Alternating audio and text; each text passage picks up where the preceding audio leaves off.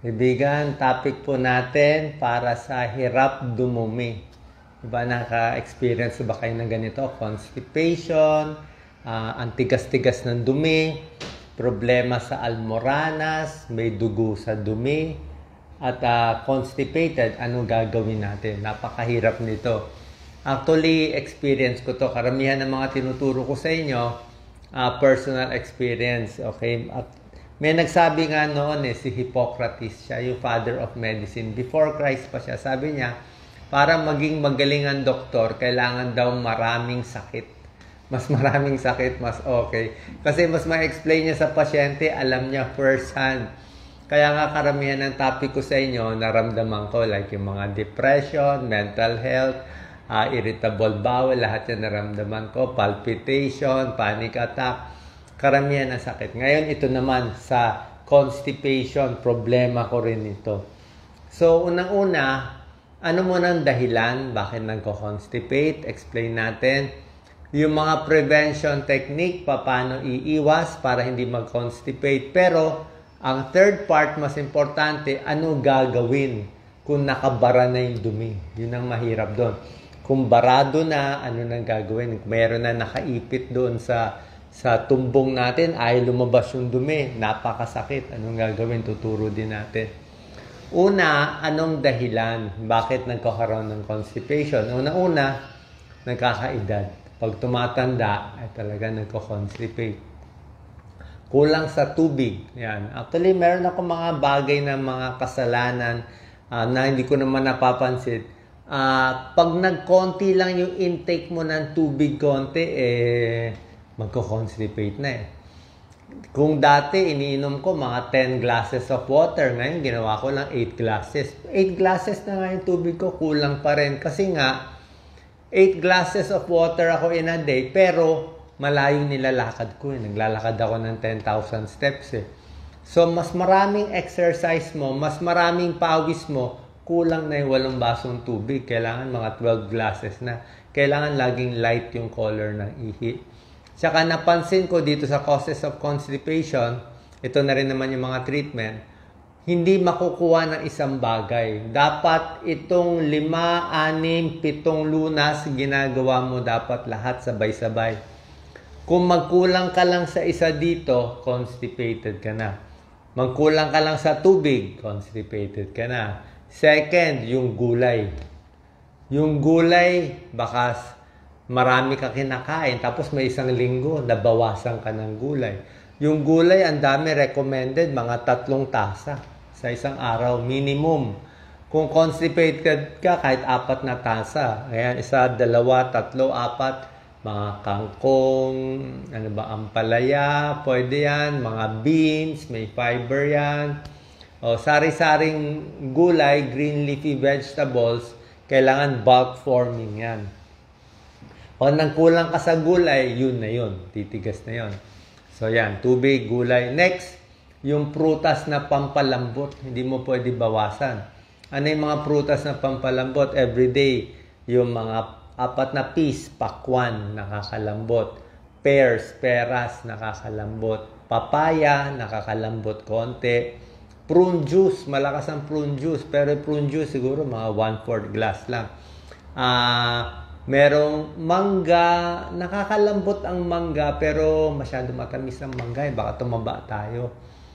Para lumambot dumi mo sa mangga, kailangan 2 buong mangga masyadong nakakataba din. Grapes, pwede rin, medyo matamis pero minsan hindi rin gaano nakakalambot. Pwede na rin. Pero nakita kong magandang technique yung halo-halong prutas. May konting pakwan, may konting papaya, may konting ang orange, pongkam, usually hindi nakakalambot yung orange sa experience ko. Hindi masyado suha. Kailangan talaga pakwan. O yung mga carrot juice, yung mga carrot shake, maganda yon. Basta gulay, mas malakas siya makadumi. Tapos pag inahalo-halo mo yung mga prutas na medyo sira na, yung overripe, yung sasakit na tiyan mo, yung mga kadumi ka. Pero baka overripe, hindi rin naman maganda masyado. So yan yung mga causes. Ano pa? Kulang sa galaw. Pag kulang ka sa galaw, kulang ka sa exercise, mas titigas din ng dumi mo. Isa pa, ito hindi ito napapansin ng karamihan, mental stress. Hindi nyo alam, pag nai-stress kayo, mas nagtitibig kayo. Bakit? For example, hindi nyo ba na-experience to yung minsan, duming-dumi ka na, madudumi ka na. Tapos may nagsabi sa'yo, uy, may emergency, may gagawin dito, o may na-aksidente. Oras na makarinig ka ng emergency, yung feeling mo na madudumi ka, mawawala. Mawawala. Hindi ka na madudumi, hindi nakukuluan siya mo, biglang tatahimik siya, magic. Ganun kasi yung katawan natin. Meron tayong sympathetic and parasympathetic nervous system. Yung sympathetic, yung pag-fight or flight, yung nagwawala, yung merong adrenaline. Pag gumana yan, bilis ang tibok ng puso, lumalakas ang muscle, tapos babagal ang bituka. Halos hindi siya gagalaw. Kaya mawawala yung natataika yung feeling mo. Ayaw natin yun. Bumagal yung bituka, lalo kang constipated. Kaya dapat relax ka. Pag relax ka, para sympathetic nervous system, mas relax, mas gagalaw ang bituka. Mas maganda. Mas bubuka yung sapwet, yung anal sphincter, mas lalabas. So, mas relax, mas maganda rin. So, gulay, prutas, galaw-galaw, meron din yan. Malaking tulong yan. Isa pa pala, pag-edad. Ito, wala tayong magagawa. Pag-edad. Pag kayo edad, nung bata kayo, hindi kayo constipated. Pero pagdating ng 50, 60, 70, constipated na. Bakit? Tumatanda na kasi yung bituka natin. Aging. Puso, pag tumatanda, mas mahina. Utak, pag tumatanda, mas nakakalimot. Tiyan, bituka, pag tumatanda, mabagal na yung galaw. Pati yung mga enzymes, mabagal yung galaw. Kaya yung, dahil mabagal siya, mas constipated. Kaya nga mas babawiin mo sa mas maraming prutas, mas maraming gulay, mas maraming tubig nga dapat mong matanda. Kasi nga gusto mo siya i-push, mas ginagalaw-galaw yung tiyan. So, yan yung mga babantayan natin. Okay? So, paano na naman gagawin natin kung talagang nakabara na siya? Yan ang problema, di ba? Pag nakabara na yung dumi. Itong mga tips natin, maganda to kung okay ka pa, kung nakakadumi ka. Pero paano yung barado? May tinatawag na fecal impaction. Fecal impaction, ibig sabihin, di ba, ito yung large intestine natin, di ba? May ascending, ganyan, letter U, pabaliktad.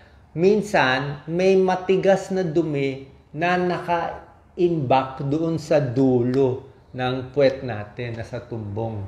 So, pag merong matigas doon sa dulo, kumbaga sa traffic, nagkaroon ng traffic jam doon sa dulo ng puwet natin, mag-iipon na yung dumi sa buong tiyan mo. Napakahirap nun. Biro mo, mag-iipon yung buong bituka mo, ganyang karaming dumi, hindi mo mailabas. Parang manganganak na, hindi manganganak. Delikado po yun. Sobrang sakit yun. Ang problema nga, matigas yung una. So, pag matigas yung una, paano na lalabas? Ayaw nga lumabas yung una eh. Kaya nakakatakot doon. Yun ang mahirap. Ngayon, tuturuan ko kayo ng technique. Meron pa ako isang mahalagang clue kung ano yung bago magbara tong matigas. Diba sinabi ko na sa inyo, kulang sa tubig, kulang sa gulay, nag-travel kayo sa ibang bansa, nag-travel kayo sa probinsya, nagbago yung kain nyo. Yan din. Isa ding problema, ang problema nga, pag matigas siya masyado, ayaw nga niya lumabas. Diba? Ito isang tip. Kung kayo, after, palagyan natin ang dumi nyo everyday, o dumi nyo every other day. Normally, ang dumi nyo, matatansya nyo, let's say, ganito karami ang dumi ko every day o every 2 days. Kung mapapansin mo, bakit for the past 3 days, ganito lang yung dumi ko, mas konti? Ano nangyayari? Diba? Dumudumi naman ako, pero bakit parang mas konti siya? Mas konti, mas konti. Pero everyday. Anong ibig sabihin? Ibig sabihin nun, pag kumukonti na yung dumi mo, ibig sabihin nun, nagta-traffic na. Napupuno na unti-unti yung bituka mo. Hindi mo lang napapansin. Mabagal na yung galaw ng large intestine, small intestine. Hindi na lumalabas. Nag-iipon na pala yun. So, oras na may clue ka na parang parang marami pang dumi, ay lumabas. Pag may feeling ka ng ganon, uunahan mo na. Damihan mo na yung pakwan, damihan mo na yung pinya, yung mga juice, damihan mo na yung gulay, igalaw-galaw mo na, damihan mo na yung tubig mo para matulak na yung dumi mo. Huwag mo hintayin siya na tumigas. Kasi pag tumigas siya, mamaya hindi lumabas. Mahirap yan. Ma-hospital pa tayo. Diba? So, fecal impaction. Ano pa magagawang technique? Ito na, mga technique natin. Ito, personal experience ko eh. Pero syempre, bago ko ibigay sa yung technique ko, ako po internist cardiologist, syempre, kung may pera kayo, may time kayo, walang masama, pumunta sa gastroenterologist, siya naman ang boss.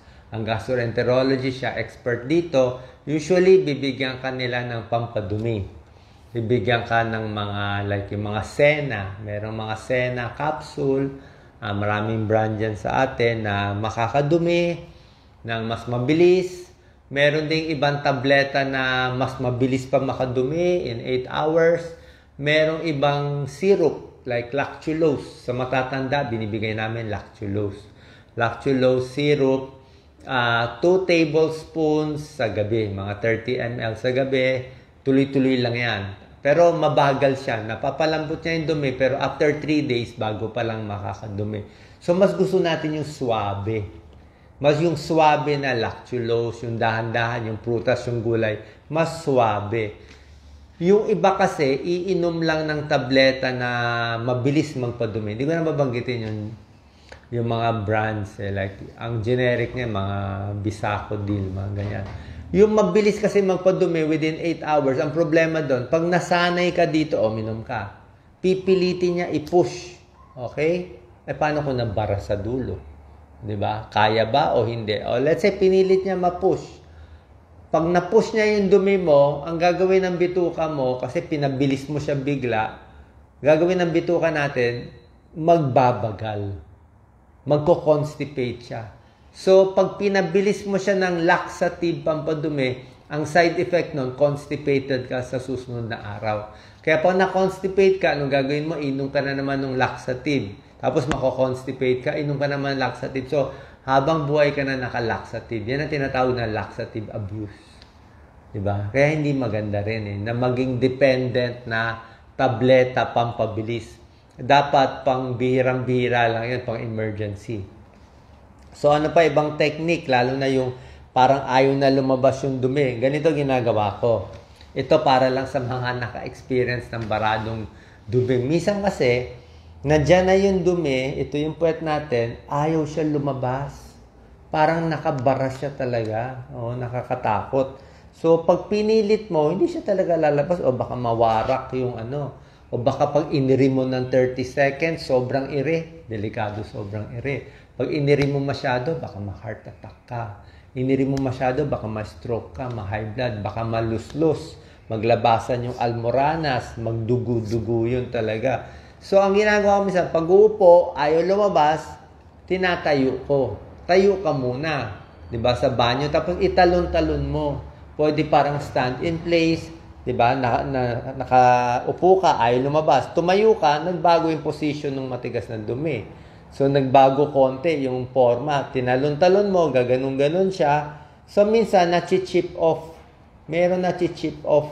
Merong lalabas na pa konti-konti. Kung ito yung matigas na bato doon, parang bato, at least nababawasan yung bato. Diba? Baka may lumabas pa konti-konti.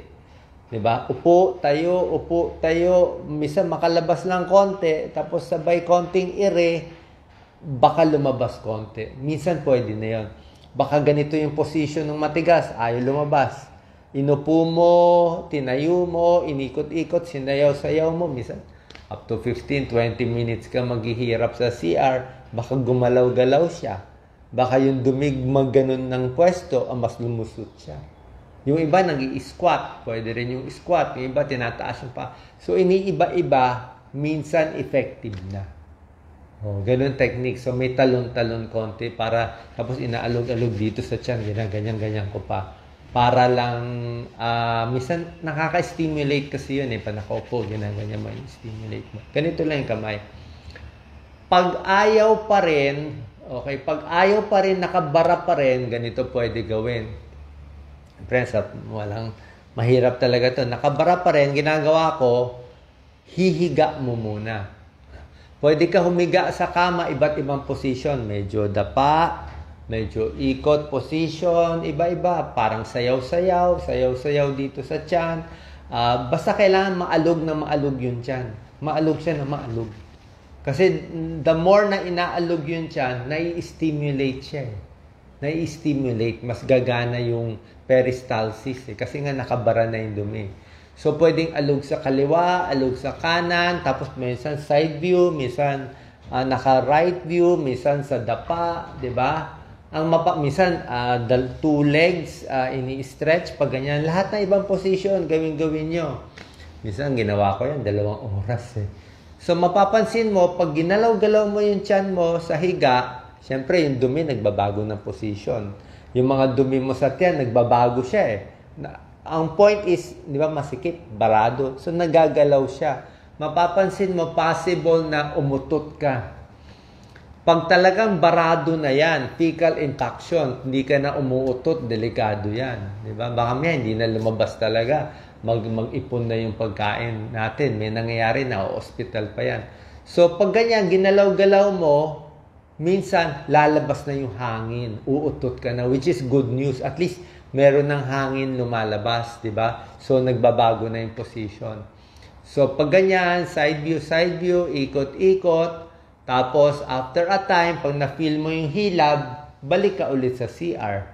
Di ba? Balik ka ulit sa CR pag na-feel mo na hilab. Habang sinasabayan mo ng mga prutas, tubig, gulay, at least medyo yung mga juice na dapat fresh juice yung mga shake para makalambot So, kasi mas natural itong mga prutas, hindi siya talaga laxative abuse. So, pagbalik mo sa CR, pag nakahanap ka na ng timing, upo, tayo, tinatry mo siya ulit. Siyempre, nagbago na yung position niya, di ba? Nagalaw-galaw na siya, baka nadurog na siya. So, pag na-feel mo ulit bumababa, pwede mo subukan i-ire. Di ba? Kasi, usually, matigas yung una lang Yung unang part, kumbaga sa pencil, baka yung ganito kahabang dumi ang matigas lang Baka ganito kahaba So, kailangan, barang nanganganak, mailabas mo lahat to. Okay? Minsan, kailangan malabas mo na yung una. Konti. Hanggang pag nalabas mo na tong buong matigas, tuloy-tuloy na yung nasa likod na nag-ipon-ipon. Maglalabasan na lahat ng dumi. So, ang technique ko lang, pag erase, wala kang choice. Ang hirap i-erase to.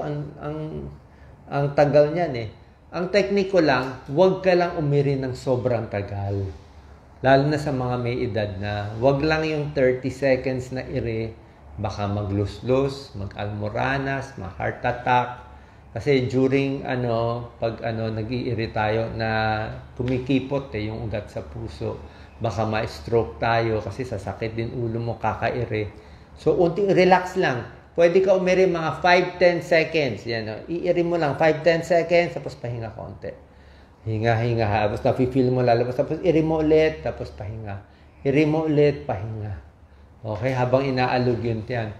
Another technique, ito, sarili ko lang experience, bukod sa tiyan na ginagalaw, pwede rin i-press ng swabe lang. Swabe lang yung mga alog-alog Pwede malakas yung alog, pero ganyan lang yung kamay.